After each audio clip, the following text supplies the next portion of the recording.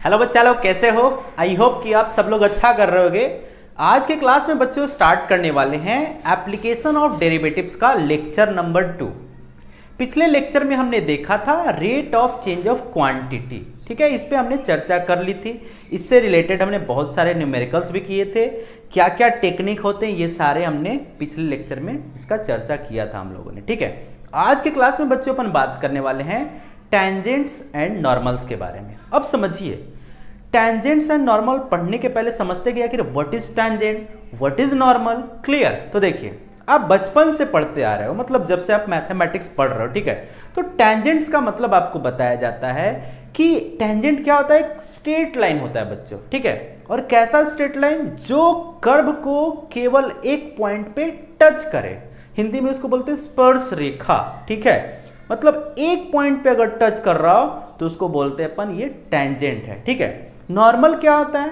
Tangent पे अगर आप परपेंडिकुलर लाइन ड्रॉ कर रहे हो उस पॉइंट पे, पर्टिकुलर पॉइंट पे, तो ये कहलाता है कि नॉर्मल एट दैट पॉइंट। जैसे एक एग्जांपल देखिए, मान लेते हैं अपने पास ये कोई कर्व है, ठीक है।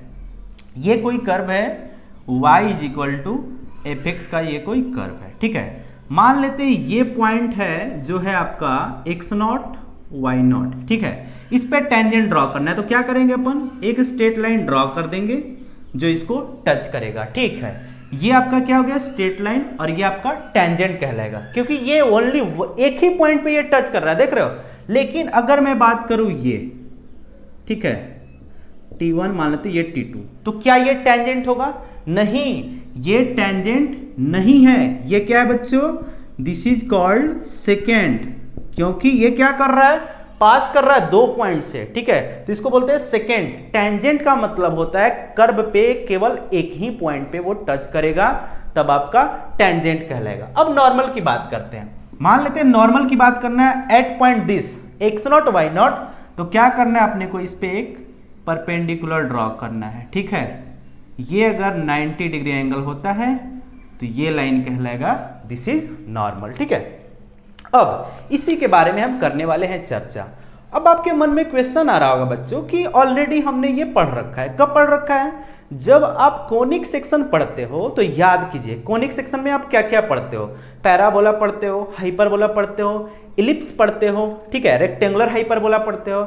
और वहां पे आप देखते हो कि सबका टेंजेंट का इक्वेशन और नॉर्मल का इक्वेशन, आप कार्टेशियन फॉर्म देखते हो, पोलर फॉर्म देखते हो, ठीक है। तो आप बिल्कुल सोच रहे हो, सही सोच रहे हो कि आपने ये ऑलरेडी पढ़ रखा है। लेकिन यहां पे हम एप्लीकेशन ऑफ डेरिवेटिव्स में भी इसको फिर से पढ़ेंगे।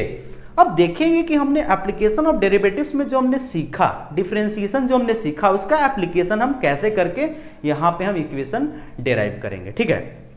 अब समझो बात को। टेंजेंट है क्या? एक स्ट्रेट लाइन।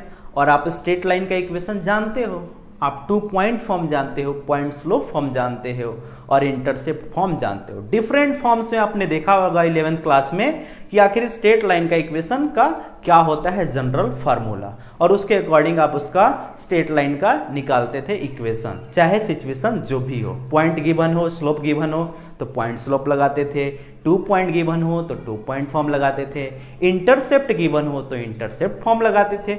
तो यहाँ पे देखिए एओडी मतलब हम dy बाई डी एक्स की बात करने वाले हैं। और dy बाई डी एक्स का मतलब क्या होता है बच्चों? dy बाई डी एक्स का मतलब क्या होता है? स्लोप होता है। मतलब क्या होता है? tan थीटा होता है। समझ रहे हो? मतलब एओडी में हम पढ़ रहे हैं, मतलब हम इसका यूज करेंगे, dy बाई डी एक्स का यूज करेंगे। मतलब हम किसकी बात करने वाले हैं? पॉइंट स्लोप फॉर्म वाली बात करने वाले हैं। और पॉइंट स्लोप फॉर्म वाली आपको पता है कि ये स्ट्रेट लाइन का इक्वेशन अगर अपने को लिखना होता था तो उसके लिए दो बातें जरूरी होती थी। पहला क्या होता था बच्चों?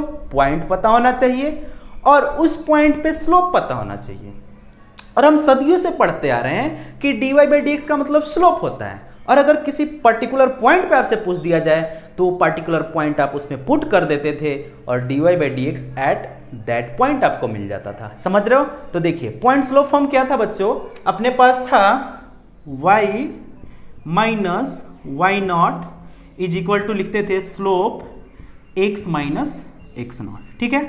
अब यहां पे क्या करेंगे? m के जगह पे क्या पुट करेंगे? dy by D X put करेंगे। तो हमारा इक्वेशन क्या आ जाएगा? y minus Y naught is equal to dy by D X into X minus X naught. ये किसका इक्वेशन हो गया बच्चों?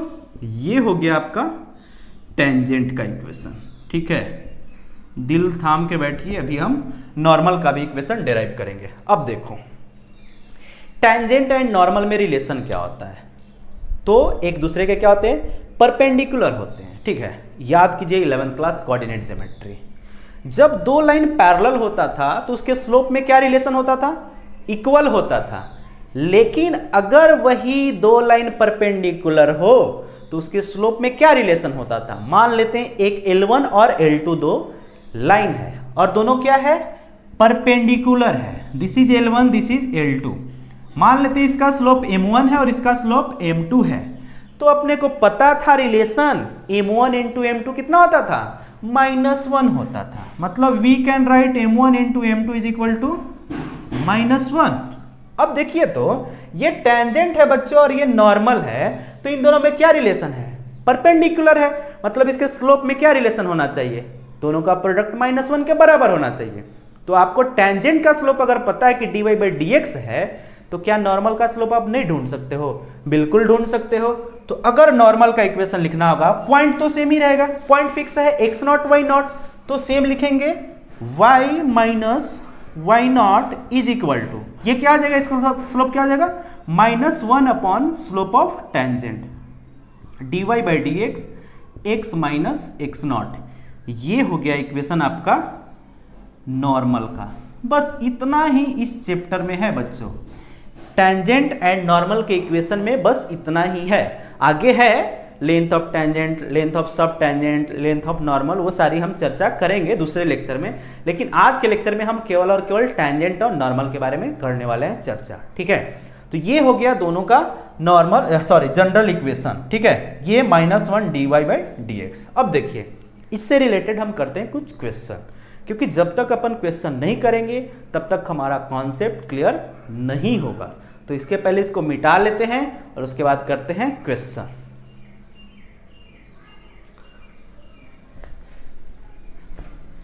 क्वेश्चन पहले केयरफुली पढ़िए।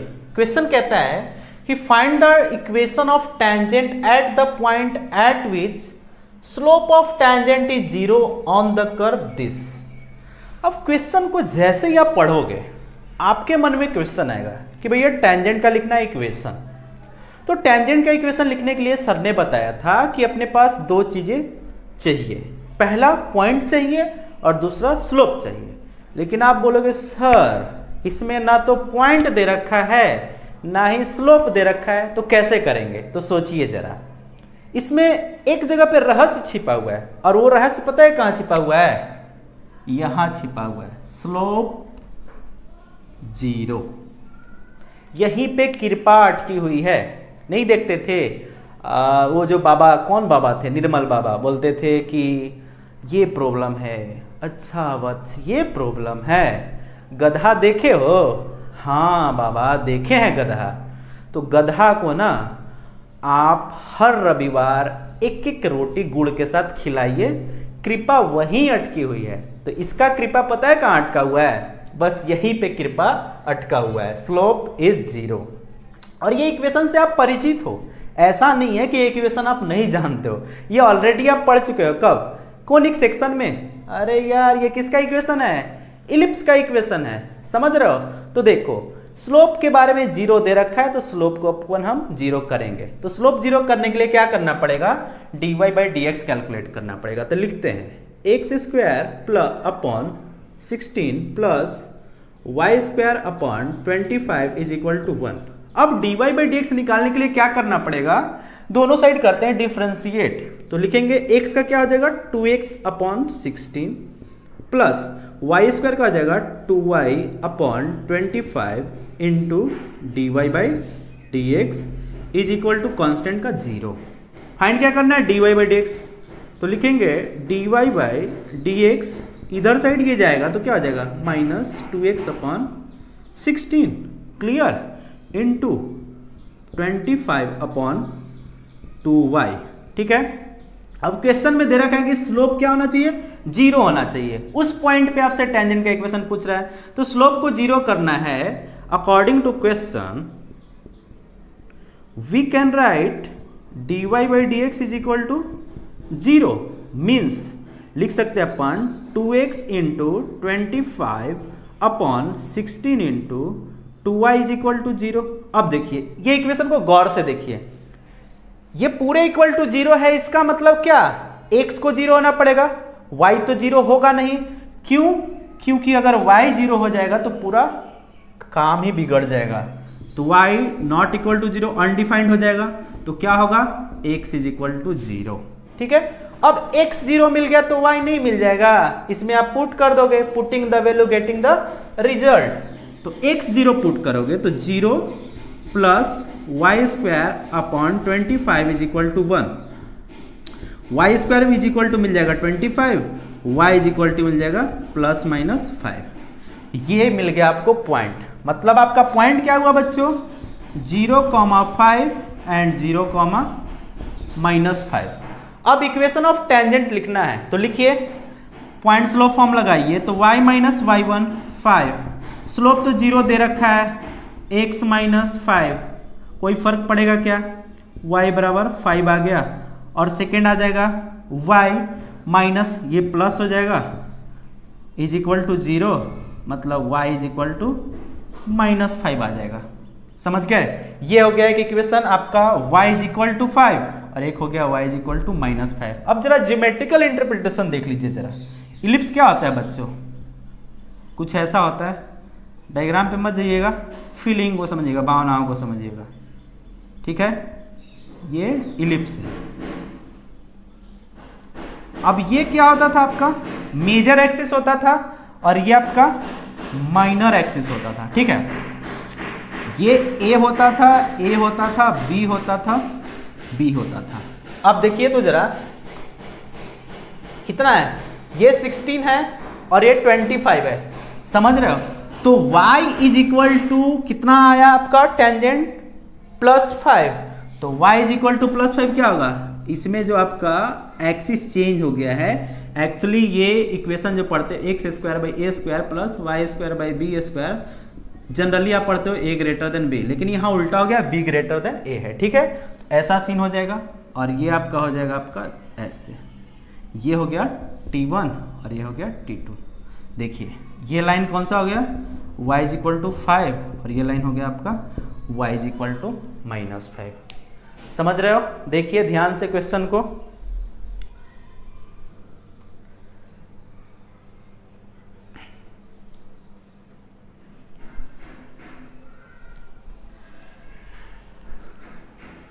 अब करते हैं नेक्स्ट क्वेश्चन। नेक्स्ट क्वेश्चन करने के लिए क्या करते हैं, इसको मिटा देते हैं जरा। क्वेश्चन काफी मजेदार है, कहता है find the equation of tangent to the curve xy is equal to 16 which passes through the point 0,2। अब देखो बच्चों, आपको टेंजेंट का इक्वेशन पता करने के लिए क्या क्या चाहिए, दो चीजें चाहिए, एक पॉइंट चाहिए और एक स्लोप चाहिए। ठीक है, लेकिन ये जो क्वेश्चन है थोड़ा डिफरेंट है, थोड़ा सा आपको घुमाया है। अब क्या कह रहा है कि आपको टेंजेंट का इक्वेशन ढूंढना है और आपको इंफॉर्मेशन दे रखा है कि जो टेंजेंट है आपका ये 0,2 से पास होगा और कर्व का इक्वेशन दे रखा है। तो सबसे पहले क्या करते हैं, हम स्लोप निकालने की कोशिश करते हैं और उसके बाद अपने को आगे का रास्ता दिखेगा। ठीक है, तो देखिए कर्व क्या है बच्चों, xy इज इक्वल टू 16, अपने को निकालना है dy बाई dx। तो दोनों साइड कर देते हैं differentiate with respect to x। तो x का हो गया 1 इंटू वाई और y का हो गया dy by dx into X is equal to 0। यहां से आपको dy बाई dx मिल जाएगा, लेफ्ट राइट कर दोगे तो -y बाई एक्स, ये आपका निकल गया dy बाई dx। ठीक है, अब देखो अपने को पॉइंट नहीं दे रखा है तो हम क्या करते हैं, एक आर्बिट्ररी पॉइंट मान लेते हैं कुछ कर्व पे। तो मान लेते हैं let alpha and beta be the point on curve. ठीक है, अल्फा बीटा को हमने मान लिया कि कर्व पे एक पॉइंट है। ठीक है, अब देखिए तो जरा, क्या हम dy by dx at alpha beta नहीं लिख सकते हैं, बिल्कुल लिख सकते हैं, एट अल्फा बीटा। तो y के जगह पे बीटा और x के जगह पे अल्फा, ये हो गया आपका dy by dx at alpha beta. अब देखिए इक्वेशन लिख सकते हैं टेंजेंट का एट अल्फा बीटा, बिल्कुल लिख सकते हैं पॉइंट स्लोप फॉर्म। स्लोप मिल गया और पॉइंट पता है तो नहीं मजा आ जाएगा, लिख देते हैं y minus beta is equal to slope. Slope क्या है बच्चों? Minus beta upon alpha into X minus alpha. अब देखिए क्वेश्चन में एक रहस्य छिपा हुआ है। क्या रहस्य छिपा हुआ है? पासेस थ्रू द पॉइंट 0,2, मतलब ये जो टेंजेंट है ना ये 0,2 से पास करेगा, मतलब x और y के जगह पे आप 0,2 पुट करके इसको करोगे सेटिस्फाई, तो लिखोगे since it passes through 0,2 means y के जगह पे पुट करोगे 2 minus beta is equal to minus beta upon alpha 0 minus alpha.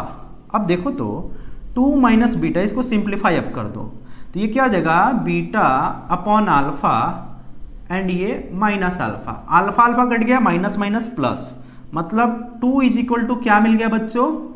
इधर जाएगा अपना तो हो जाएगा 2 बीटा, मतलब बीटा इज इक्वल टू मिल गया 1। अब देखिए बीटा अगर 1 आ गया, बीटा अगर 1 आ गया तो क्या आप अल्फा फाइंड नहीं कर सकते हो? बिल्कुल कर सकते हो, क्योंकि ये जो पॉइंट है वो किस पे है? कर्व पे है, तो कर्व के इक्वेशन में पुट करोगे तो आपको मिल जाएगा अल्फा, मजा आ जाएगा। ठीक है, तो अल्फा इंटू बीटा बराबर आप 16 लिख सकते हो, बिल्कुल लिख सकते हो, क्योंकि एक्स वाई बराबर 16 कर्व आपका दे रखा है और ये अल्फा बीटा पॉइंट कहाँ है? कर्व पे ही है। ठीक है, तो अल्फा बराबर क्या हो जाएगा बच्चों? 16 अपन बीटा, और बीटा कितना है? 1 है, तो अल्फा क्या 16 नहीं हो जाएगा? बोलिए, अल्फा मिल गया 16 और बीटा मिल गया 1, अपना काम बन गया। कैसे बना? अब इक्वेशन लिखेंगे टेंजेंट का, y minus beta is equal to minus beta upon alpha X minus alpha. Beta का वैल्यू लिख दो, बीटा कितना है? 1 है, इज इक्वल टू बेटा कितना है भैया? 1 है, अल्फा कितना है? 16 एक्स माइनस 16, क्रॉस मल्टीप्लीकेशन कर दो तो 16y minus 16 minus x plus 16, तो ये हो जाएगा 16y plus X minus 16 is equal to 0, तो ये हो जाएगा x plus 16y minus 32 is equal to 0। ये हो गया आपका टेंजेंट का इक्वेशन। देख लीजिए, देख लीजिए आप, मजा आया कि नहीं आया? सोचिए।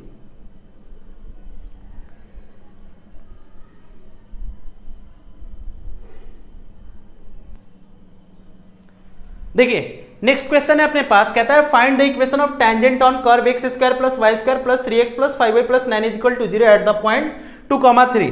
अब ये क्वेश्चन थोड़ा इजी हो गया है, काफी इजी हो गया है। कर्व का इक्वेशन दे रखा है और पॉइंट भी दे रखा है जिसपे आपको टेंजेंट का इक्वेशन ड्रॉ करना है।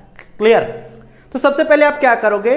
इसका स्लोप निकालोगे, पॉइंट ऑलरेडी दे रखा है। तो देखिए जो आपका कर्व है उसको लिखिए, X square plus Y square plus 3x plus 5y plus 9 is equal to 0। आपको क्लियरली दिख रहा होगा बच्चों कि ये सर्कल का इक्वेशन है, क्योंकि याद कीजिए आप सर्कल का इक्वेशन क्या पढ़ते थे? X square plus Y square plus 2gx plus 2fy plus c is equal to 0। याद कीजिए 11th क्लास। ठीक है, तो देखिए दोनों साइड अपन करते हैं डिफरेंशिएट, क्योंकि अपने को dy by D x find out करना है। तो लिखेंगे 2x plus 2y dy by D X plus ये हो जाएगा 3 प्लस 5 ये हो जाएगा dy by D X plus 0 is equal to 0। ठीक है, अब देखिए dy बाई डी एक्स को एक साथ कर दीजिए, तो dy by D x common ले लो तो 2y प्लस ये 5 हो जाएगा और प्लस ये हो जाएगा 3 plus 2x is equal to 0। अगर आप dy बाई डी एक्स निकालना चाहो तो आप लिख दोगे -3 minus 2x upon 2y plus 5, लेकिन ये dy by D x general form में निकला, पॉइंट पे निकाल लेते हैं 2, 3 पे। तो लिखोगे dy by D X at point 2,3 is equal to put करो -3 माइनस 2 इंटू 3 प्लस 5 कितना आ जाएगा बच्चों? 3 4 माइनस 7 अपॉन 6 5 11 7 बाई ये 11 आ जाएगा। ठीक है, अब देखिए जरा अब अपने को स्लोप मिल गया, पॉइंट पता है, तो क्या इक्वेशन नहीं लिख सकते? बिल्कुल लिख सकते हैं। पॉइंट स्लोप फॉर्म लगा दो तो लिख दोगे y minus Y one 3 is equal to slope minus 7/11 x minus 2 cross multiplication 11y minus 33 is equal to minus 7x plus 14। तो ये हो जाएगा 11y plus 7x minus 33 minus 14 is equal to 0। ये हो जाएगा 7x प्लस 11y माइनस 7 और 1 4 बराबर 0। ये हो गया आपका टेंजेंट का इक्वेशन। ठीक है, देख लीजिए एक बार अच्छे से।